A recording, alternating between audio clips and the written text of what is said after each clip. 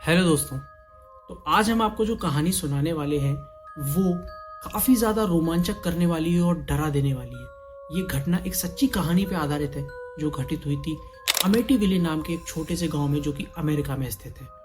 और इसके ऊपर 17 से ज़्यादा मूवीज़ और कई सारी नॉवेल्स लिखी जा चुकी है, कई सारी डॉक्यूमेंट्री, मतलब सैकड़ों डॉक्यूमेंट्री इसके ऊपर आपको नेट पर अवेलेबल मिल जाएंगी। और ये एक ऐसा केस हुआ था उस टाइम पे जो मतलब आज तक लोगों के लिए एक पहेली बना हुआ है कि ये कैसे और क्यों हुआ, कोई इसका पता नहीं लगा पाया है। घटना स्टार्ट जो होती है वो होती है 18 दिसंबर 1985 से।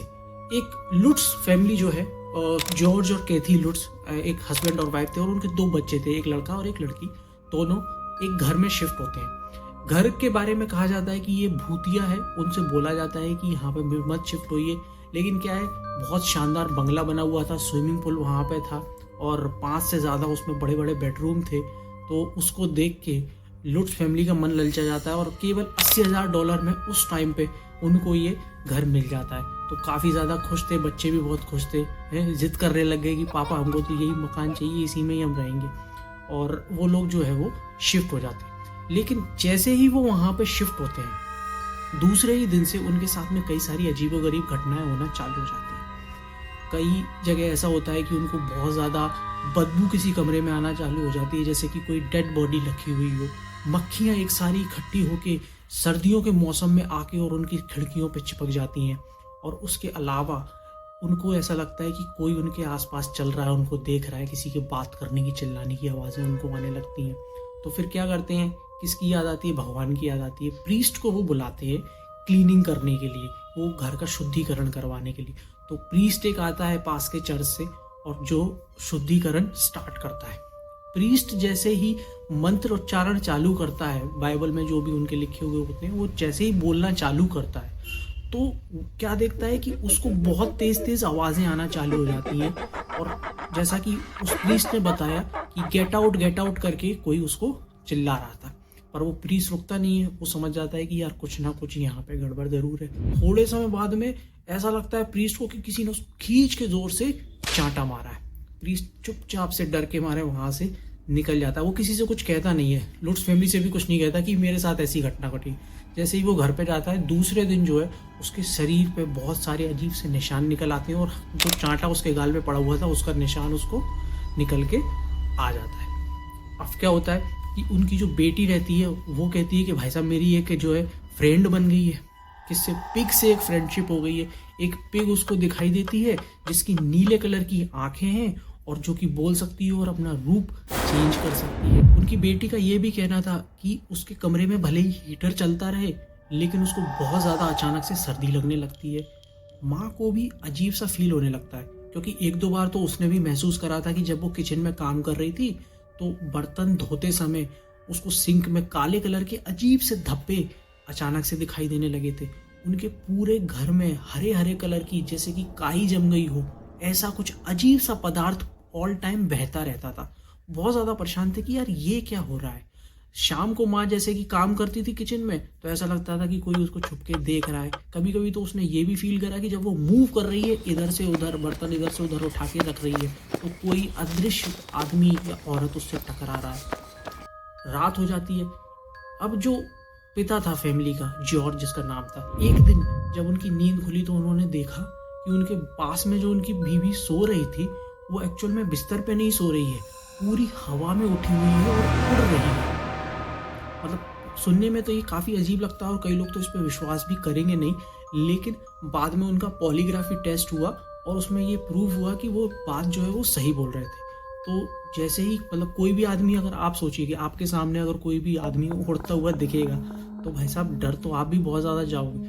दूसरे ही दिन उन्होंने सारा सामान वहीं पे छोड़ा, अपना जो ज़रूरी सामान था वो पैक किया और अपनी सास के घर, मतलब जॉर्ज साहब जो थे वो अपनी सास के घर रहने के लिए चले गए। सभी लोगों को लग रहा होगा कि यार ये क्या चक्कर है, सिंपल सी फैमिली है, फिर उनके साथ में ऐसा क्यों हो रहा है। तो इसकी तफ्तीश करने के लिए हम थोड़ा सा पीछे चलते हैं। 13 महीने पहले जो यहाँ पे परिवार रहा करता था, 23 साल का एक लड़का रोनाल्ड और उनके माता पिता और साथ में 4 भाई बहन इस घर में रहा करते थे। पास में ही एक कार डीलरशिप वो उसके मालिक थे, चलाया करते थे। पूरा फैमिली हंसी खुशी से यहाँ पे रहा करती थी। तो एक दिन क्या होता है कि रोनाल्ड रोज की तरह सुबह काम पर जाता है और अपना काम करता है और शाम को अपने दोस्तों के साथ में आके बियर पीता है और घर पे आता है। जैसे ही रोनाल्ड बार से वापस आता है तो जो सीन वो देखता है अपने घर में, मतलब कोई भी नॉर्मल इंसान होगा वो वहीं पे बेहोश हो जाएगा। हम ने स्ट्रॉन्ग हार्टेड है पर फिर भी हम मतलब जब हमने पढ़ा इसके बारे में तो हम कांप गए। अपने माँ बाप की और अपने चारों भाइयों बहनों की वो लाशें उसको मिलती हैं। सभी लोग अपने कमरे में जो है मरे हुए पड़े थे। पूरा जो खून था वो फर्श पे बिखरा हुआ था और बिस्तर पूरा लाल हो गया था उनके खून से। ये देख के रोनाल्ड बहुत ज्यादा घबरा जाता है और सीधा भागता है अपने दोस्त की तरफ।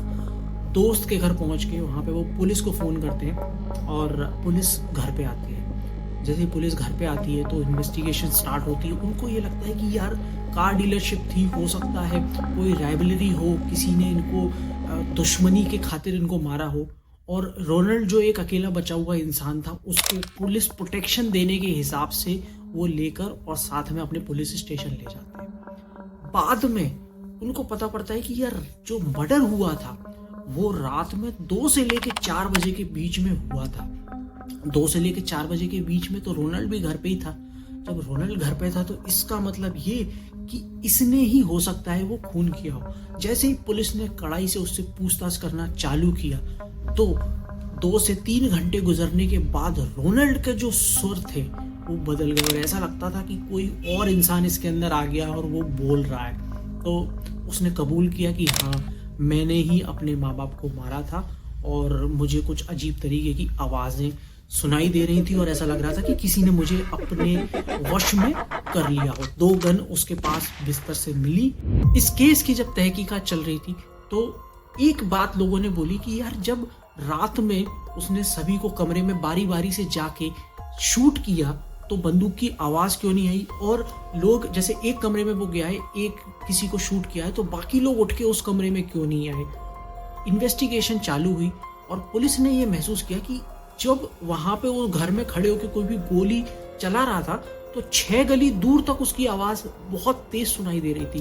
और वो मतलब ऐसा इलाका नहीं था कि बिल्कुल खाली और सुनसान हो, बहुत सारे पड़ोसी आसपास में रहते थे। किसी ने उस रात में कोई भी गोली चलने की आवाज नहीं सुनी। और वकील ने काफी कोशिश करी कि उसको पागल करार देके केस से उसको बचा लिया जाए, पर ऐसा हो नहीं सका। जज ने उसको 6 अलग अलग डेथ के लिए 6 बार उम्र कैद की सजा सुनाई। आज भी वो उम्र कैद काट रहे हैं। अब कई लोगों का कहना था कि हो सकता है लुट्स फैमिली के साथ में 13 महीने बाद जो हुआ वो रोनाल्ड की जो डेथ फैमिली थी उनकी जो आत्माएं घूम रही होंगी उस घर में, उन्होंने किया होगा। तो वापस आ जाते हम 13 महीने बाद जब लुट्स फैमिली ये घर छोड़ के गई। और जैसे ही वो अपनी माँ के घर रहने गए, दूसरे दिन न्यूज़पेपर में उन्होंने अपनी स्टोरी बताई।